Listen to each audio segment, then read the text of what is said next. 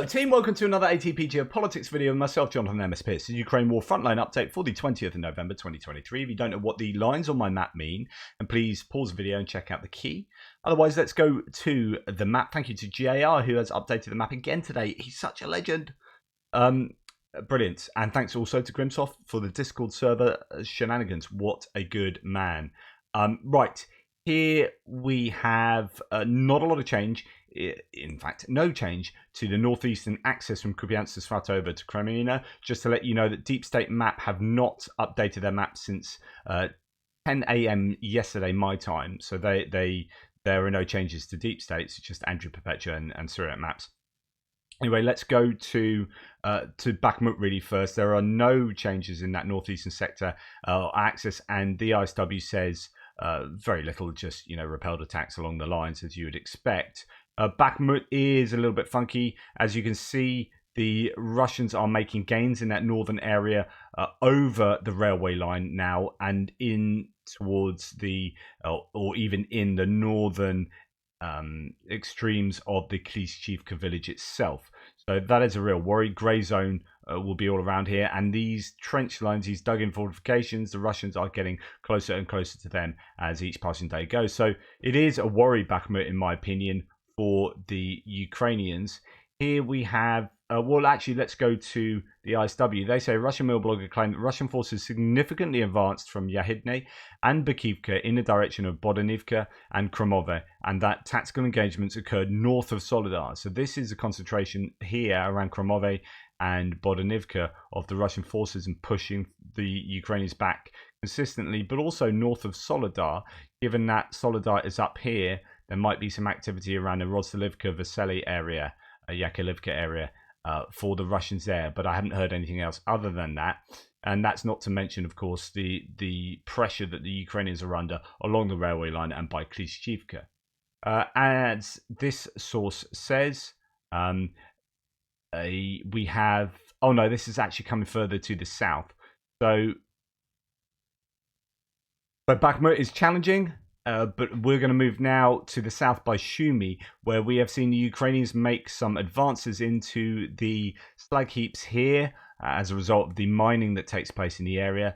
They've pushed the Russians back, although there are no changes to the mapping today. ISW is probably catching up with yesterday's activity in saying geolocated footage published on the 19th indicates that Ukrainian forces attacked and initially advanced south of Sumy. So let's look at that geolocated advance. Small Ukrainian advance noted. Let's check out where that is on our map. Right, Ukrainians, interesting, on the top of that slag heap. So I showed you this previously, how it is quite a prominent geographical feature in the area. Would be difficult, I imagine, for the Ukrainians to get to the top of that, and it's going to be sliding kind of rocks and whatnot, and when you're at the top, rather like near Avdiivka, near the coke plant and the Terracon in Avdiivka, you're just a sitting duck when you're up there. Nonetheless, there are claims about this. So geolocated footage published on the 19th indicates that Ukrainian forces attacked and initially advanced south of Sumy, and another Russian mill blogger claimed that Russian forces recaptured unspecified positions on the waste heap and that Ukrainian forces hold the area near the western slope. Russian sources claim that the top of the waste heap is a contested grey zone, and I'd imagine that would stay like that. You have other kind of heaps as well around. So this is another one that then leads down into a disused quarry by the looks of it. Certainly being that close to the front line, I imagine it's disused now. So that is the activity taking place sort of around Sumy. The Ukrainians having some joy, but no further territorial gains in the last 24 hours. As I said yesterday, just wondering what the end game is for the Ukrainians in that area. Then we come down to Avdiivka, where we have some Russian gains around Vasily, where Andrew Perpetua is starting to agree a little more with Syriac maps, who's quick to show Russian gains in the Vasily area. The Vasily is this settlement that is not marked on the map, as in it's not labeled, but it is there. That the Ukrainians are, as you can imagine, under a lot of pressure around the coke plant and in this whole northern area around Stepova. And then as we come down to the southern area by the industrial zone, actually that's unfortunately in the wrong color. That should be red. Surrey Maps shows some gains here for the Russians. There we go. I've changed the color of the pin. So you can see that the Russians are still pushing the Ukrainians back in this area. Surrey Maps here shows the increase in territory for the Russians. The Russian army advanced north of the 450 kilometer point at the railway section, reaching the outskirts of Tsarska Ochota Resort. So that's just around there. Actually, no, around there, sorry. Meanwhile, clashes between the Russian and Ukrainian armies continue in the latest buildings of the Promka industrial area. In addition, troops increased the salient by taking control over new trenches located in the 2014 defense line. So the Ukrainians are trying to push back there, as indicated by Surrey Maps, but the Russians are making some advances northwards out of that industrial area. So on my map, that looks like this. And they are pushing north in that direction, as well as having control, according to Surrey Maps, of pretty much almost of the industrial areas, certainly most of it there. Now, Barracuda, as I reported this morning, said although things seem to be going according to the Russians' wishes in the industrial plant south of Avdiivka, this is not the case. In the video shared by the 110th Mechanized Brigade of the Ukrainian Army, it was seen that many vehicles belonging to the Russian Army were targeted with FPV kamikaze drones in the industrial zone south of Avdiivka. Whilst that may be true, and while there's a montage of all sorts of stuff getting blown up there, and we can see these kind of events marked on the various maps that Barracuda has, the Russians are still making those gains into Ukrainian territory. They may be losing vast amounts of equipment, but that is not of such a concern to them. So yeah, they are happy to make that calculation that territory gained is more important than troops and equipment lost. Okay, so Ukrainian counterattack north of Avdiivka, according to Military Lab. The perspective of the map of the quoted video is that Ukrainian tank moves all the way on the eastern edge of Stepova, indicating no Russian presence, and fires at the Russian positions near the train station about 700 kilometers away.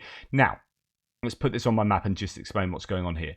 This was a train station that apparently the Ukrainians had taken back near Stepova, possibly. I don't know. The train station is there. Actually, it's probably a different train station. There's supposed to be one somewhere around here, but it's not really marked on my map that I think the Ukrainians have taken back. But anyway, the Russians had moved into Stepova. The Ukrainians had repelled them. Remember, there's a Bradley that was driving up and down the drag here, raking lead at the Russians, and FPV drones were hitting Russians in basements, hiding out in this area of Stepova, and I think they pulled back. There are different claims as to whether they do have consistent presence there. But then some footage came out, and I meant to show it to you yesterday, but I forgot. Apologies. But it's to do with a Leopard 2 doing some seems to be fairly decent maneuvers here. So we'll come to that in a second. So let's give the context.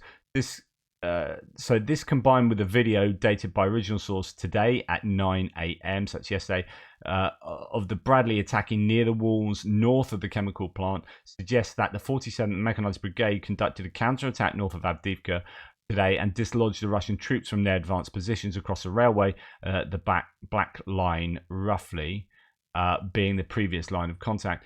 Right now, the northern part of the sector has somewhat stabilized, but Russians are pushing on the southern part near the industrial zone and south of Tsarska Ochota.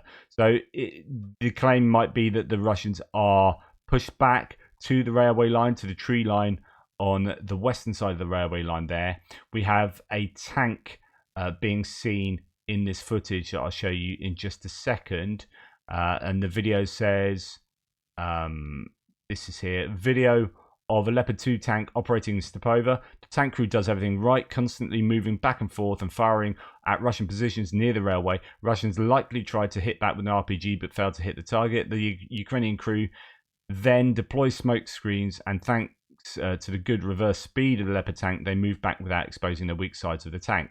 This is good driving from the tank commander there and the crew, showing one, the use of smoke, and two, the use of interesting music, and three, the use of reverse, which some of the Russian tanks can't do particularly well. So it's just pulling back, reversing, making itself safe, and yeah, lots of good things to note in this relatively short video.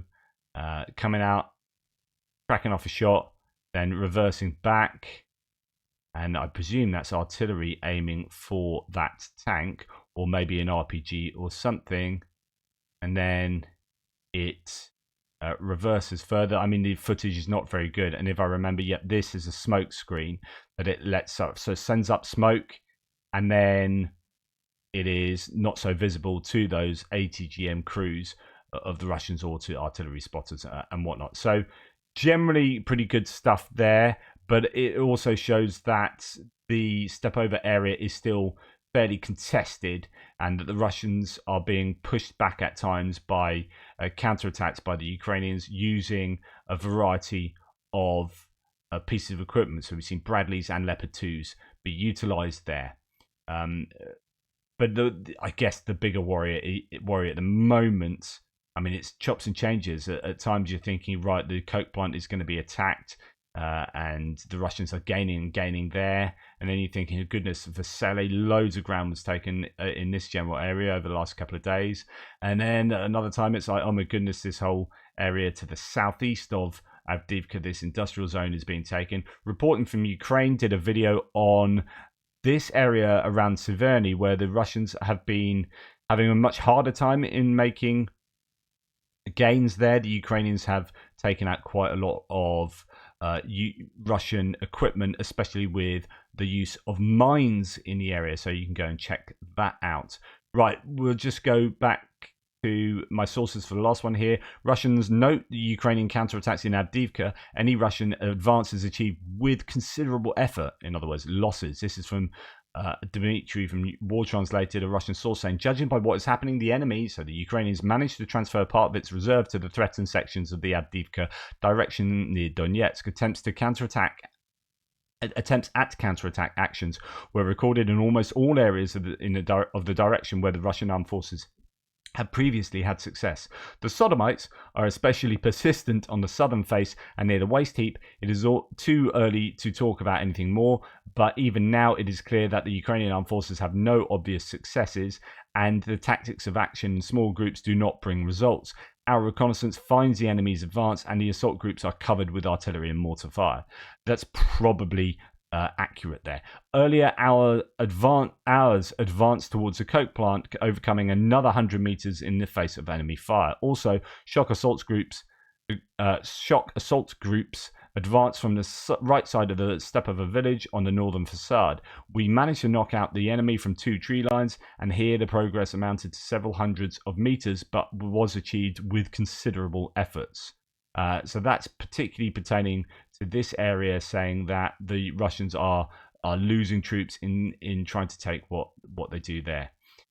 So again, nothing's changed in my view of Avdiivka. I think it's on a knife edge, and I think things favour the Russians in that area unless the Ukrainians bring to bear a massive counter-attack. There is still activity around Mariinka. It's very active there. And as we come past Vuhledar, all the way across to Staromynivka area, the Russians have been using, I showed you this morning, a massive 500 kilogram FAB style aviation glide bomb, but with cluster munitions. I presume it's a glide bomb with custom munitions, RBK 500, around, actually, it says Staromynivka, but it's going to be on the Ukrainians' heads. So that's quite a challenge for the Ukrainians for the use of such such horrific weapons there. Just to say, going back to Avdiivka, Tavrisk Group spokesperson Stupin noted that the numbers of Russian deserters and personnel who refuse to conduct offensive operations are increasing, causing Russian commanders to use physical force and barrier troops to push Russian forces to fight. Stupin stated that Russian forces have suffered heavy losses near Avdiivka and are forced to use mobilized personnel with penal recruits. That's nothing unusual there. But anyway, sorry, that's a bit out of turn. Just to continue talking about this southern front line, there really haven't been very many changes to the mapping over the last few days.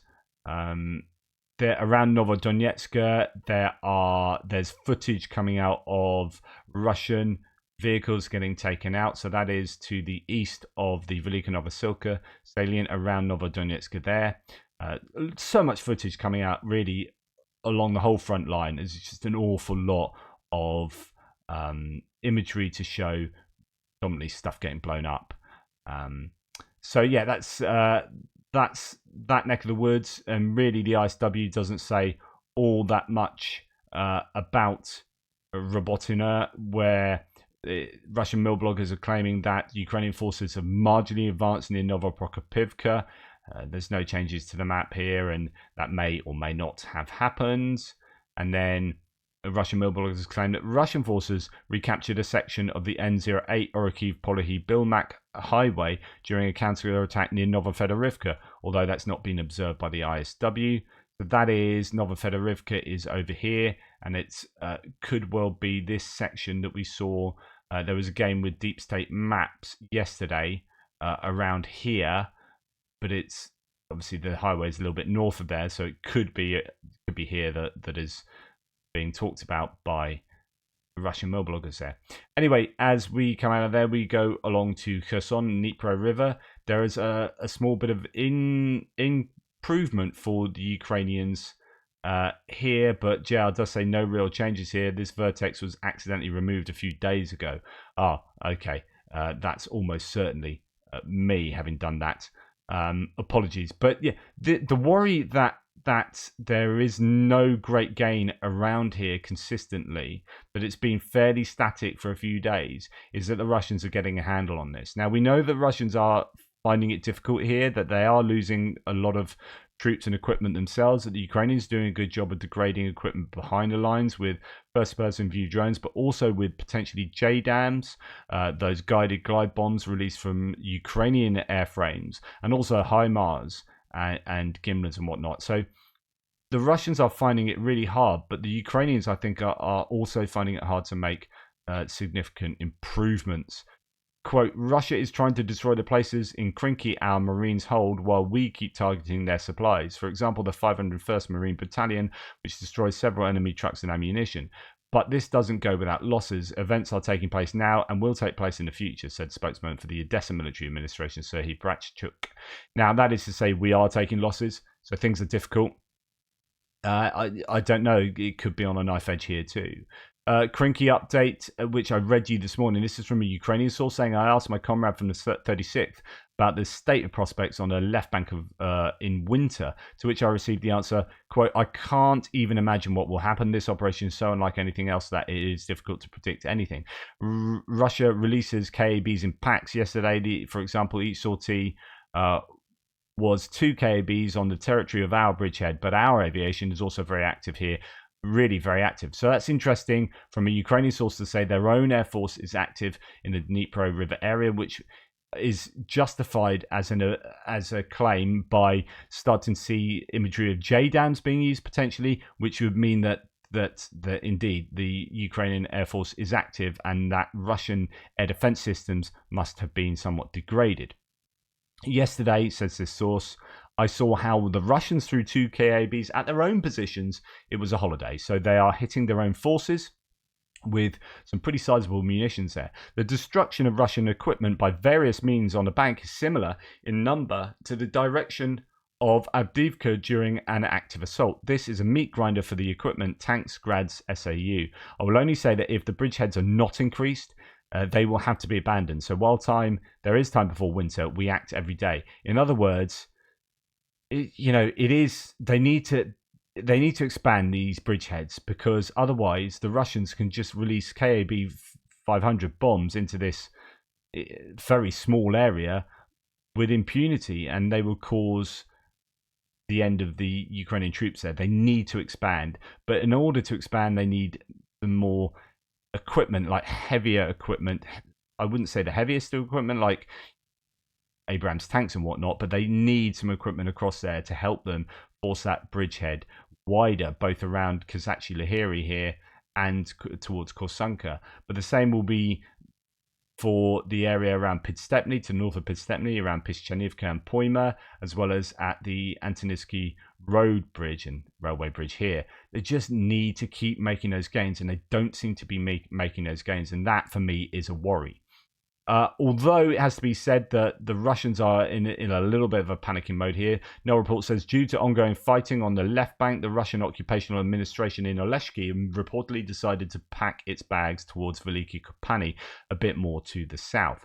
So Oleshki is here by the Antonivsky Bridge, and they're pulling out their kind of administration over to Veliki Kopani over here, really to the southeast. The translation of that is of that Russian source. In connection with the appearance on social networks of information about the state evacuation of the authorities of the municipal district, we inform the authorities of Oleshki, the military civil administration of the city of Oleshki, due to deterioration of the security situation, has been receiving citizens at the address since November. So that's basically Veliki Kopani. Budgetary institutions of the municipal district continue to operate as usual. Additional measures will be announced later. We ask for your understanding of the current situation and remain calm. In other words, panic! No, they're obviously finding it too difficult to try and keep Oleshki remaining as a functioning site from an administrative point of view. It is right on the front line there in the battle for this whole region, so it's no surprise that the Russians would want to pull out some of their administration from there. Anyway, I think my TLDR would be, it's actually a bit on a knife edge in Kherson now that the Russians have thrown forces to defend there. I wonder whether that would leave weaknesses elsewhere, and whether the Ukrainians will try and take advantage of maybe fewer troops in the Robotina area, maybe Velikonovsk, I don't know.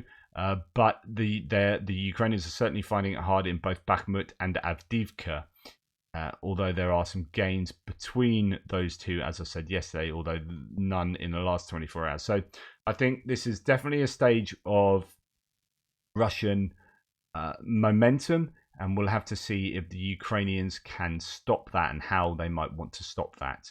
I don't think the Russians really have the reserves to do anything more than take some of these immediate areas. So it could be that Avdiivka falls, but then they wouldn't be able to do anything after that, and they might be able to take back what they'd lost around the Klishchiivka area, but I don't know that they'll be able to make too many more advances there. So we'll have to wait to see what the Ukrainian response will be. Thank you anyway. Take care. Please like, subscribe and share, and I'll speak to you soon.